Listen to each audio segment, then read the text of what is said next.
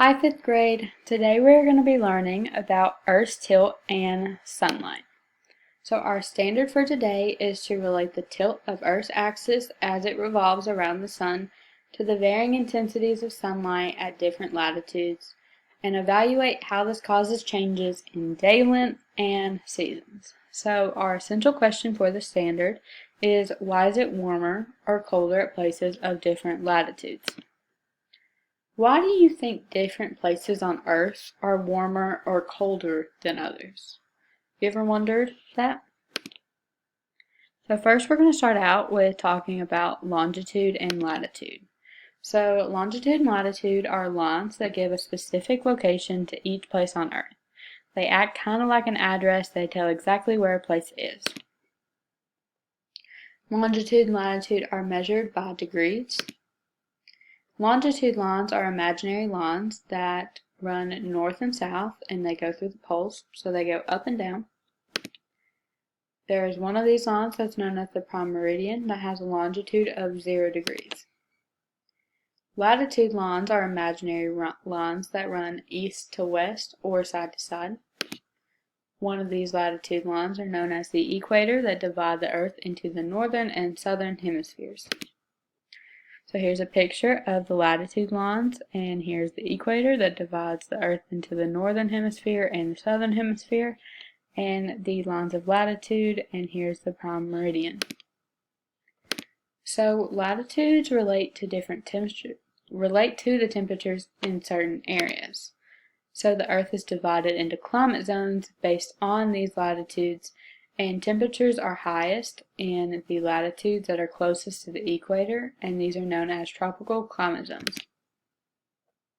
Temperatures in these areas don't really vary that much, and it's typically very warm. It's typically higher than 64 degrees Fahrenheit. That's even in the winter.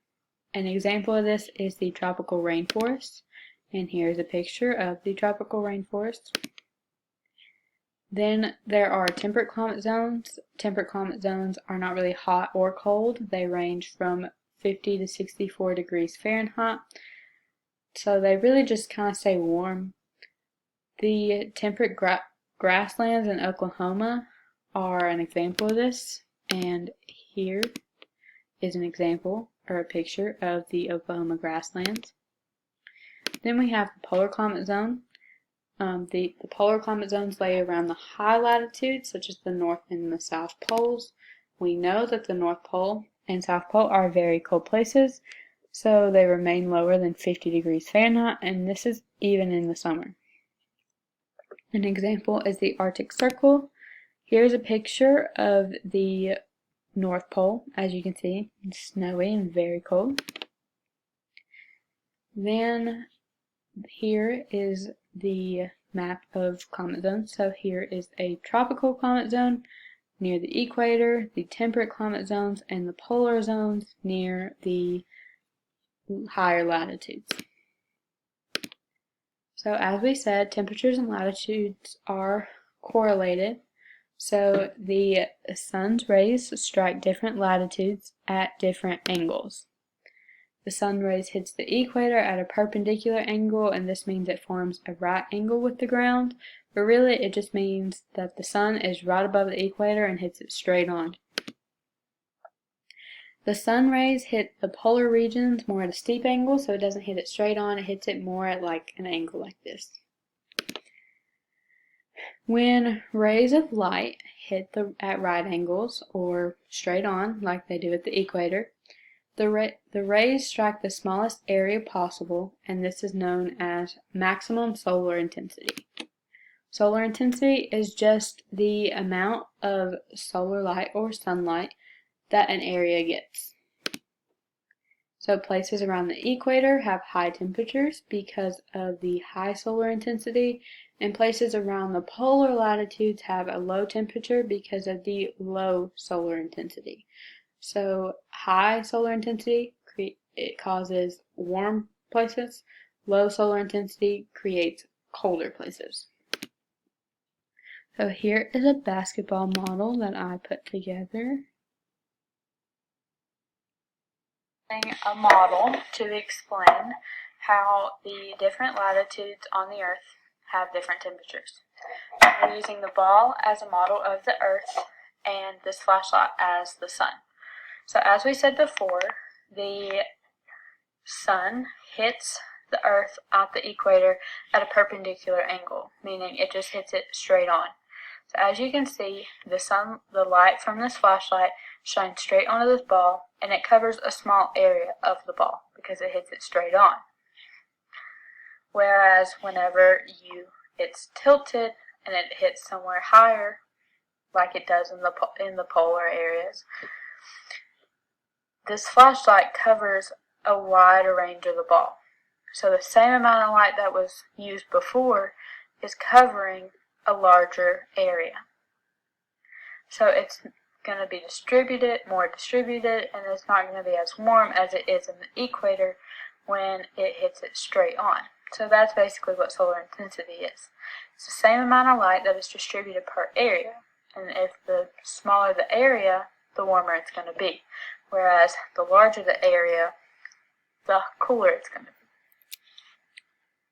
Okay, now if we were in class, I could have you all and give you all each a basketball and a flashlight to do this model for yourself, but since we're not, we can't do that, unfortunately.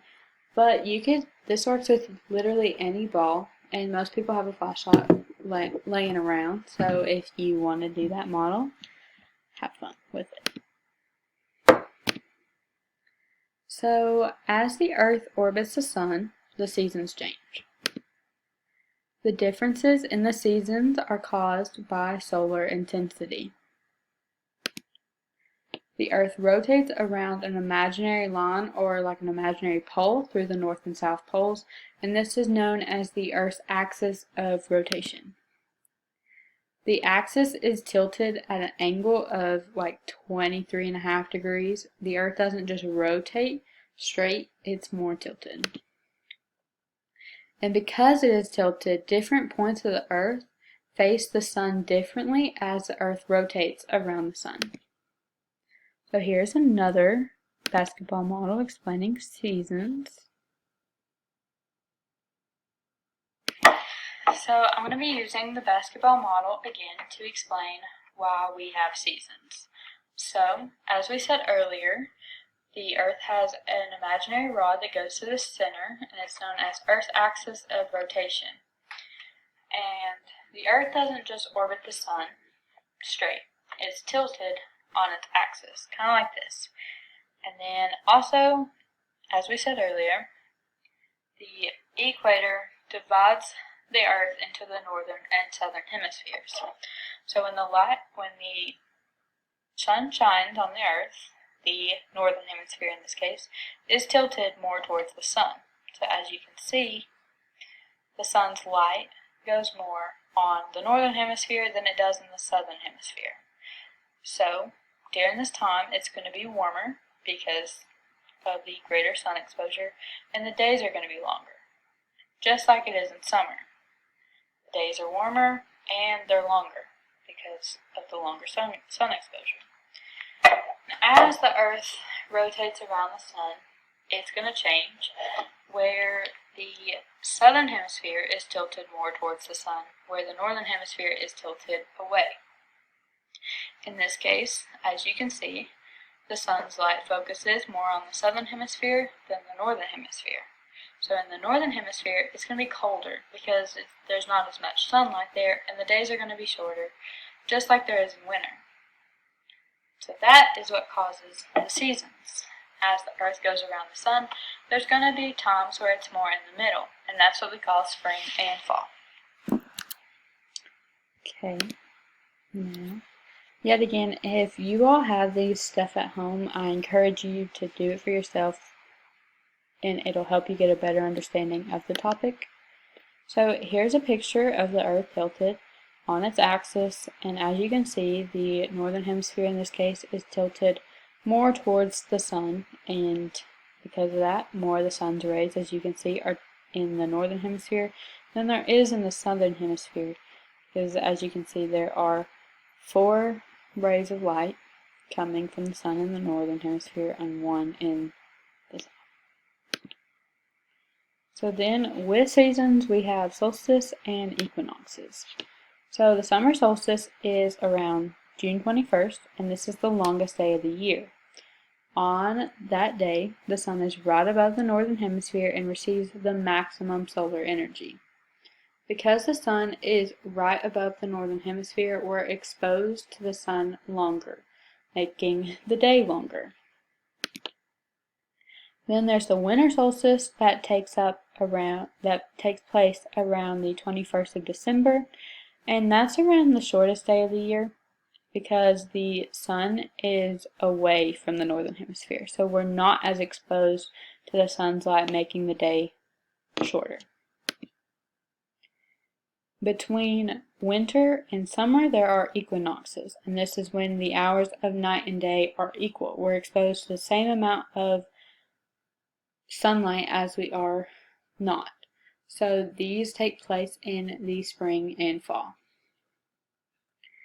So that concludes the lesson. Now we're going to go over the exit ticket questions. So the first one are, what are latitude lines? As we said, latitude lines are imaginary lines that run east to west. Why are latitudes close to the equator warmer? It's because the sun hits the equator at a perpendicular angle. It's right at it and creates maximum solar intensity, which creates a warmer temperature. Why are higher latitudes or the polar region colder? Because the sun hits it at an angle, so it covers the same amount of solar energy, covers a wider range of area, which makes it cooler because it's the same amount of sunlight distributed over a larger area. What causes different seasons? As we said, the earth tilts. Whichever side of the earth, top or bottom, is facing towards the sun gets the most amount of light. So the tilt of earth causes the different seasons. Is the northern hemisphere tilted towards or away the sun in the summer? Well, since it's the summer, it's going to be warmer, so that would mean that it would have to be tilted towards the sun, getting most of the sunlight, making it warmer. So that concludes this lesson. I hope you all enjoyed. Thank you.